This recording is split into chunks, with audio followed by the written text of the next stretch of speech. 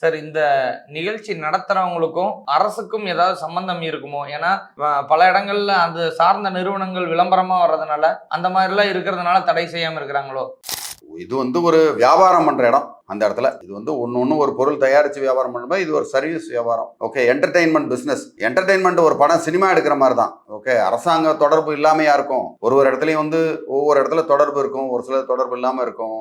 அங்கங்க பணம் விளையாடும் பல இடங்கள்ல அப்படின்றது தான் அந்த இடத்துல உண்மை. அதாவது மக்கள் எப்படி புரிஞ்சுக்கலாம் அப்படின்னா, இது ஒரு பணம் விளையாடுற ஒரு கேம்லிங் மாதிரியான இடம் தான் இது அப்படிங்கிறத புரிஞ்சுக்கிட்டு அவங்களே செல்ஃப் கான்சென்ட்ரேஷன்ல இதை தவிர்த்தா நல்லது அப்படின்னு சொல்ல வரீங்களா சார்? கொஞ்சம் கொஞ்சமா ஆட்டோமேட்டிக்கா அதுவே குறைஞ்சிரும். எனக்கு தெரிஞ்சு அந்த பிக் பாஸோடைய வேகம் இப்போ கொஞ்சம் குறைஞ்ச மாதிரி தான் தெரியுதே தவிர, அதுக்காக தான் சீசனுக்கு சீசன் மாத்திக்கிட்டே இருப்பாங்க. ஆட்களை மாத்துறாங்க. இந்த காம்பேரர் முன்னாடி எல்லாம் கமலஹாசன் வந்தாரு, அடுத்து விஜய் சேதுபதி ஃபேனா இருக்கிறவங்க நிறைய பேர் அதுல அதிகமா பார்ப்பாங்க. ஸோ ஒவ்வொருத்தவங்க மாறுவாங்க. உள்ளுக்குள்ள இருக்கிறதெல்லாம் பாத்தீங்கன்னா, உள்ளுக்குள்ள இருக்க இப்ப யாருமே தெரியல. ஃபர்ஸ்ட் யூடியூப் பாக்குறவங்களுக்கு மட்டும்தான் அந்த பிக் பாஸ் அதிகமா தெரியும் போல இருக்கு. யூடியூப்ல உள்ள ஒரு 2-3 பேர் அதுல இருக்கிறாங்க.